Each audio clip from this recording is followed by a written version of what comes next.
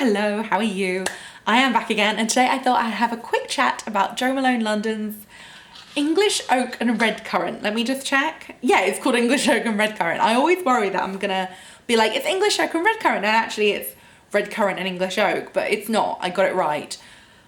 Oh, I should probably start again, shouldn't I? Anyway, how are you? How have you been? I am back. Today we're going to talk about Jo Malone London's English Oak and Redcurrant Cologne, which quite frankly, I love. But I really want to share it with you because it's one that we've never discussed before, and I feel like I've got a lot to say about this one. So I'm already wearing the perfume, but I'm gonna spritz a little bit more just because it's just so lovely. You know, when you're just like, it's such a lovely perfume. Oh, and there's something about it, you know, where it's really unusual. It's not like any of the other fragrances in the collection. It's just kind of like autumnal and woodsy and rich and smoky. And I think it's quite a traditional fragrance. Like, it really reminds me of like fragrances which were made decades ago, like kind of like the more original Estee Lauders or maybe like the original Dior's. Like, it's just got this something about it, some kind of rich, smoky, heady note, which kind of makes me think of like the 80s classics. Not to say that it's like a dated perfume, it's not. It's just kind of classic and marvelous. Do you know what I mean? Like, it's just marvelous. Anyway, so I'm going to tell you a little bit about it. I have a cheat sheet. It's a very messy one, by the way. And where do I want to start? I think I'm going to start with the description. So it's described as the forest at dawn, the juicy bite of red currant, the zest of green mandarin, the freshness of rose softened by white musk, enveloped in roasted oak, bright, embracing, bewitching. Yeah, I do agree, but I will say I think the description makes it sound a lot more fruity and lively, whereas I think of it as like a little darker, richer and kind of woodsier. I actually think it's quite a unisex perfume. It's definitely one I would recommend for men as well as women, but like I think a lot of men will like this one just because it is quite smoky. It's got a little bit of like tangy deliciousness, but it's definitely got this quite masculine vibe. I personally quite like a masculine perfume. I like the more unisex ones, like I like pomegranate noir, I like fig and cassis, I like the myrrh and tonka or the bronze wood one. I like a lot of the more masculine ones. The only one that I'm never 100% sure on is 154, which is quite, I think it's quite lavendery and ambery, I think. I find that one a little bit too much. And I also find amber and lavender not quite right for me. But those two are quite masculine as well. But I would say this one is very much more on the unisex side.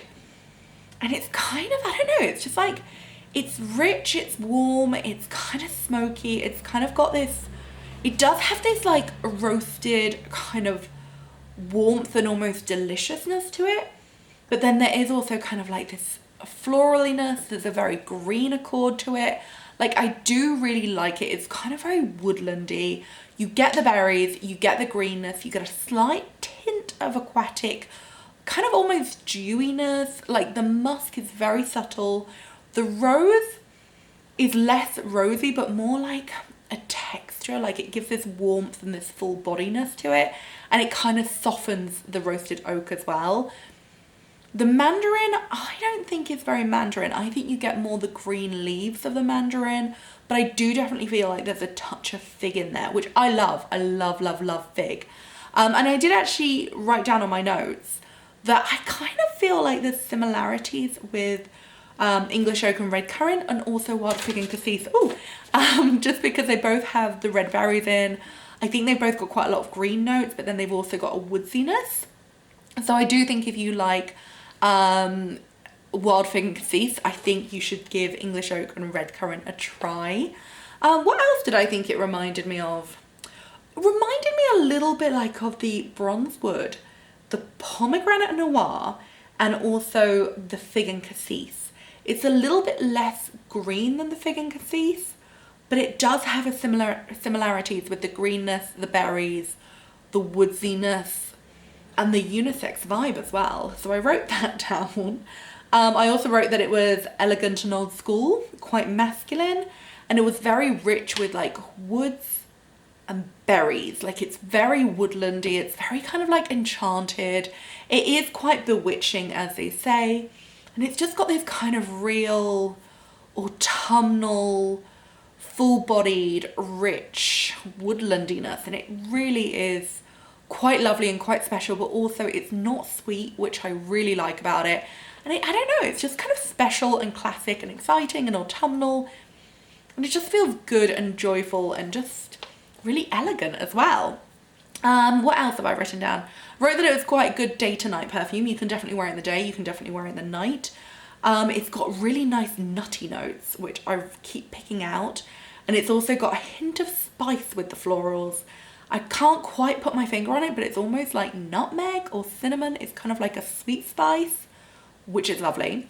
I have the 30ml bottle. Now, I was tempted to go for 100ml because I'm all about the 100mls. They are way, way better value. But the problem is, I need to be real here. So I was really tempted to go for the 100ml bottle because I do love this perfume. Like, it's so lovely and it's so autumnal and joyful, and it reminds me a little bit of Wild Fig and Cassis, and it reminds me of Pomegranate Noir and all kind of my favorites. However, my one criticism is that it's not got the greatest staying power. It smells like it's going to be really rich and long lasting, but I don't think it is. Like, I feel like on me, it does fade maybe after about 4 hours. Like, I don't feel like I get the full day out of it. It is one that I do need to reapply. And while I love to reapply a perfume because I really enjoy that midday rush of like, I'm gonna have some more. You know, it's like coffees. I can't just have one coffee. I want to re-drink coffee, you know? It's kind of like that with perfume. Like, I want to re-mist, which I like, but at the same time, it does make it quite costly. So if you're thinking that this is going to be one which lasts all day, I don't think it does. I think you get a good 4 hours, but I do think it fades quicker than you think, which is surprising because it's one that you think would last really well because it is quite strong, especially at the beginning. But I personally think it fades quite quick. There is certain things that you can do, like you can mist it in your hair. That will make it last better. You can also mist it a little bit on your clothes, and you can also moisturize with the perfume to kind of try and layer it up, or you can layer it up with other fragrances in the collection. But if you're just kind of wanting to buy it to wear as a perfume and you want it to last all day, I don't know, I just don't think it's got quite the staying power that I want from it. However, that is why I got the 30ml bottle and not the 100ml. So I just wanted to be real about that because I did buy it myself, and I just wanted to kind of say why I went for the 30ml rather than the 100ml. And it is just, it lacks just a little bit in staying power for me. And I feel like ones like Pomegranate Noir or Myrrh and Tonka, they do last better. So I kind of went for the mini bottle, and then I think I'll go for the 100ml bottle of like something like Myrrh and Tonka just because it does have a bit of staying power. Anyway, that's that. In terms of fragrance combining, now this is really, really interesting to me because they actually fragrance combine it with quite a lot of my favorites. So you can combine it with blackberry and bay, which will kind of amp up those kind of warm, juicy autumnal notes, which I'm really excited about trying out. You can also combine it with wood sage and sea salt, which will kind of make it a little bit more fresh and coastal. You can combine it with English oak and hazelnut, which actually came out at the same time, and that will amp up those woody notes and actually might give it better staying power. Or you can combine it with velvet rose and oud, which will make the velvet rose and oud a little less sweet and feminine and kind of amp up the rose notes which are already in this perfume. So I thought they were really nice suggestions of what you can combine it with. And also Myrrh and Tonka is one that combines beautifully with like basically every perfume in the collection. But I think that's kind of it. I mean, the main accords are Redcurrant, Rose, Roasted Oak. I would say that the most dominant two accords are the Redcurrant and the Roasted Oak. The Rose just kind of adds a little bit of texture, adds a little bit of floralness to it. And then, yeah, I definitely think there's a real green note in there. And I wouldn't necessarily say mandarin personally. I would kind of say more like fig leaf is what I personally get from it. But yeah, it's just like woodlandy, joyful, natural, earthy, quite unisex, quite elegant. It's not a perfume if you want like a sweet, sexy, seductress type perfume. It's more of a kind of like countryside, Sunday afternoon, pub lunches, a little bit more mature, a little bit more unisex, and it's just, but I don't know, I just love it. But if you like perfumes like blackberry and bay, fig and cassis, myrrh and tonka, or I don't know, maybe lime basil mandarin or blackberry and bay, it's got quite a classic Jo Malone vibe. But yeah, if you like perfumes like that, I would say give this one a go because it's really good. If you're looking for a perfume to share with your man, I would say this is a really good one. And if you're looking for a Jo Malone perfume for your man, not even to share, just for him, I would say this is a really good unisex masculine fragrance. So yeah, that's kind of my video. I hope I've not rambled on too much. I just think it's so beautiful. My only criticism is the longevity isn't quite what I want it to be. I think because when you spray it, it's really rich and woodsy and lovely. You really think it's going to last incredibly well, and it doesn't last quite as well as I personally feel like it should. But I think with a little fragrance combining, misting it in your hair, misting it in your clothes, you'll get a better longevity out of it. So anyway, I hope my videos have helped. Thank you so much for watching. The shopping links are below. And if you have any questions, as always, let me know. We're friends. Like, let's hang out. Anyway, I'll see you again soon. Thank you so much. Goodbye.